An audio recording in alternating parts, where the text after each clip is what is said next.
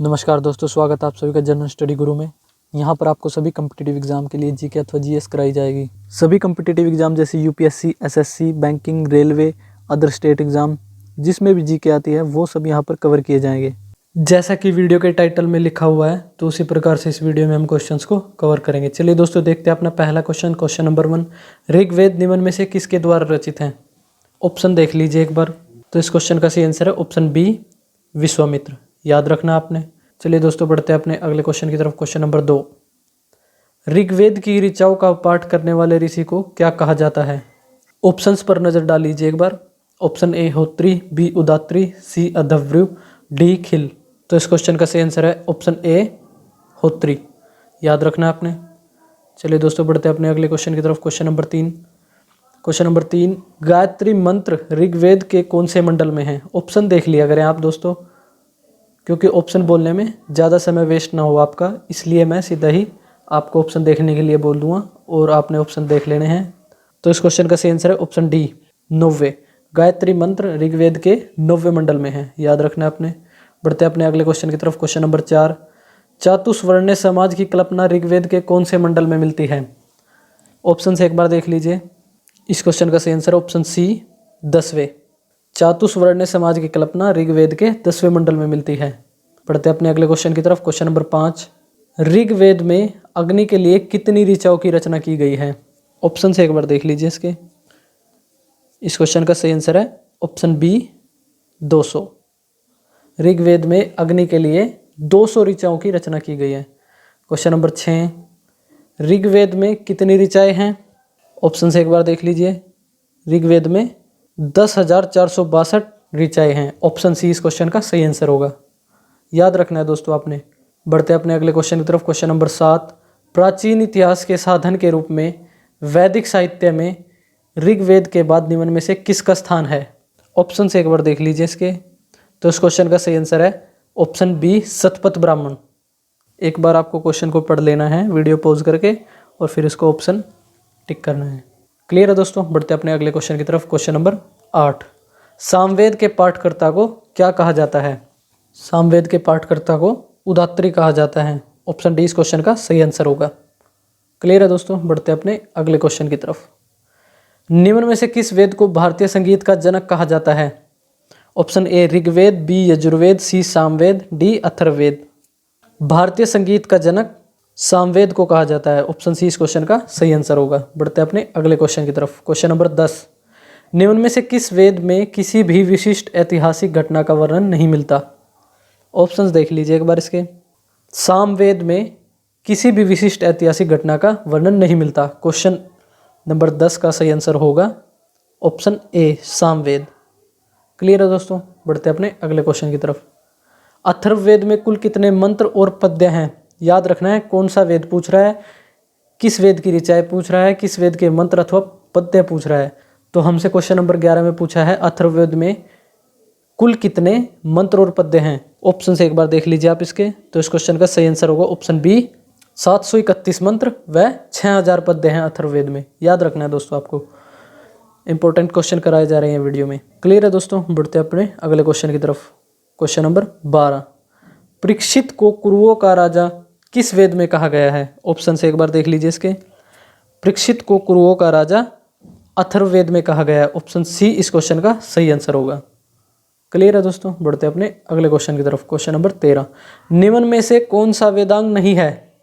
Option देख लीजिए एक बार इसके। निम्न में से कौन सा वेदांग नहीं है? ऑप्शन है शिक्षा, छंद, संहिता, कल्प। क्लियर है दोस्तों। बढ़ते अपने अगले क्वेश्चन की तरफ। Question number 14। वायु पुराण निम्न में से किस वंश से संबंधित है? क्वेश्चन एक बार ध्यान से पढ़िए। वायु पुराण निम्न में से किस वंश से संबंधित है? ऑप्शन देख लीजिए एक बार इसके।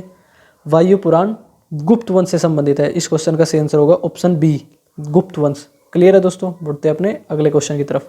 Question number 15। पुराणों के रचयिता के रूप में निम्न में से किसे जाना जाता है? इंपॉर्टेंट क्वेश्चन है दोस्तों, कई बार एग्जाम में पूछा जा चुका है। क्वेश्चन नंबर 15 का सही आंसर है ऑप्शन बी, लोमहर्ष। पुराणों के रचयिता के रूप में लोमहर्ष को जाना जाता है। क्लियर है दोस्तों। बढ़ते अपने अगले क्वेश्चन की तरफ। Question number 16। हीनयान का सबसे प्रमुख ग्रंथ कौन सा है? ऑप्शन एक बार देख लीजिए इसके। हीनयान का सबसे प्रमुख ग्रंथ है कथावस्तु। ऑप्शन ए इस क्वेश्चन का सही आंसर होगा, याद रखना है अपने दोस्तों। क्लियर है। बढ़ते अपने अगले क्वेश्चन की तरफ। क्वेश्चन नंबर 17, अर्थशास्त्र निम्न में से कितने प्रकरणों में विभाजित है? ऑप्शन एक बार देख लीजिए इसके। अर्थशास्त्र 180 प्रकरणों में विभाजित है। इस क्वेश्चन का सही आंसर होगा ऑप्शन बी 180। क्लियर है दोस्तों।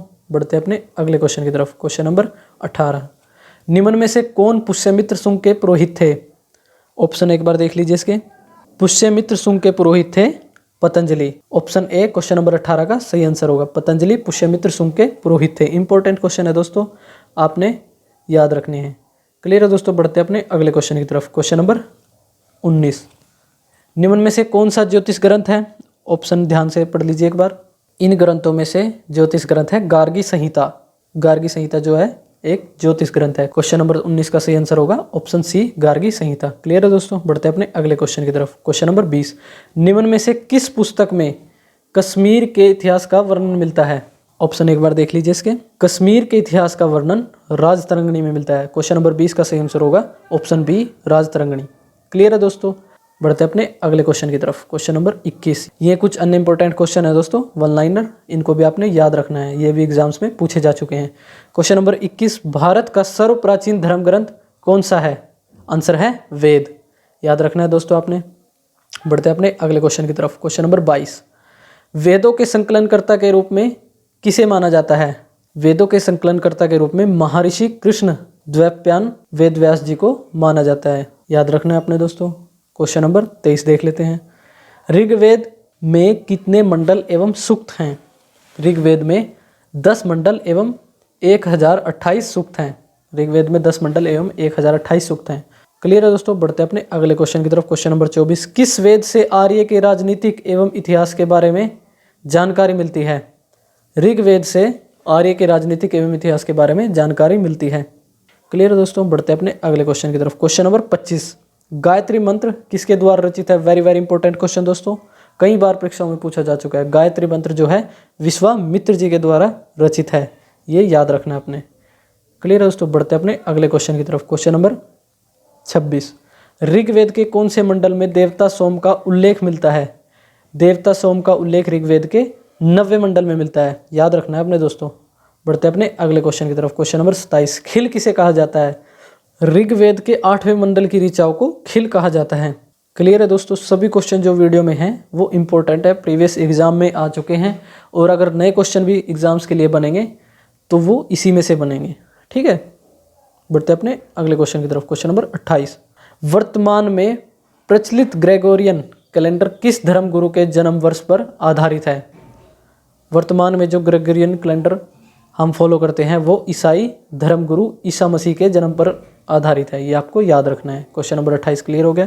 बढ़ते अपने अगले क्वेश्चन की तरफ। क्वेश्चन नंबर 29, विष्णु भगवान के वामन अवतार का वर्णन किस वेद में मिलता है? आंसर है ऋग्वेद में। विष्णु भगवान के वामन अवतार का वर्णन ऋग्वेद में मिलता है। क्वेश्चन नंबर 30, सहस्वर पाठ के लिए मंत्रों तथा बलि के समय अनुपालन के लिए नियमों का संकलन किस वेद में मिलता है?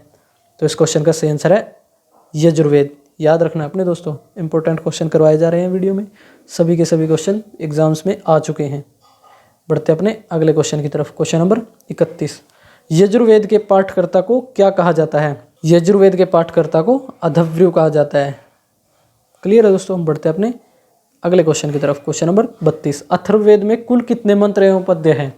आंसर है 731 मंत्र एवं लगभग 6000 पद्य हैं जो अथर्ववेद में है। क्लियर है दोस्तों। बढ़ते अपने अगले क्वेश्चन की तरफ। क्वेश्चन नंबर 33, कौन सा वेद कन्याओं के जन्म की निंदा करता है? कौन सा वेद कन्याओं के जन्म की निंदा करता है? अथर्ववेद। ये आपको याद रखना है। बढ़ते अपने अगले क्वेश्चन की तरफ। क्वेश्चन नंबर 34, मत्स्य पुराण किस वंश से संबंधित है? इस क्वेश्चन का सही आंसर है आंध्र सातवाहन। मत्स्य पुराण जो है आंध्र सातवाहन से संबंधित है। क्वेश्चन नंबर 35, अथर्ववेद का प्रतिनिधि सूक्त किसे माना जाता है? अथर्ववेद का प्रतिनिधि सूक्त पृथ्वी सूक्त को माना जाता है। क्वेश्चन नंबर 35 का सही आंसर है पृथ्वी सूक्त। क्वेश्चन नंबर 36, अथर्ववेद में प्रजापति की 2 पुत्रियां कहा जाता है। किसको कहा जाता है प्रजापति की 2 पुत्रियां? सभा एवं स्मिति को। किस वेद में? अथर्ववेद में। क्वेश्चन नंबर 37, वेदों को भलीभांति समझने के लिए 6 वेदांगों की रचना हुई, वे कौन से हैं? वेदों को भलीभांति समझने के लिए 6 वेदांगों की रचना हुई, उनको आपने याद रखना। ये क्वेश्चन ऑप्शंस में पूछे जाएंगे आपको। निम्न में से कौन सा वेदांग नहीं है? 3 इसमें से दे देगा और एक अन्य ऑप्शन दे देगा। तो आपको ये 6 के 6 वेदांग याद होने चाहिए। नंबर 1 शिक्षा, नंबर 2 ज्योतिष, नंबर 3 कल्प, नंबर 4 व्याकरण, नंबर 5 निरुक्त, नंबर 6 छंद। ये आपको याद रखने। क्वेश्चन नंबर 38, सबसे प्राचीनतम एवं प्रमाणिक पुराण कौन सा है? Very very important question. सबसे प्राचीनतम जो पुराण है वो मत्स्य पुराण है और प्रमाणिक भी जो पुराण है वो मत्स्य पुराण है। क्वेश्चन नंबर 39, पुराणों की संख्या कितनी है? 18। पुराणों की संख्या 18 है। क्लियर है दोस्तों? आज के लिए भी इस वीडियो में इतना ही। अगर आपको ये वीडियो अच्छी लगी है तो वीडियो को लाइक एवं शेयर करें और इस चैनल को जरूर सब्सक्राइब करें।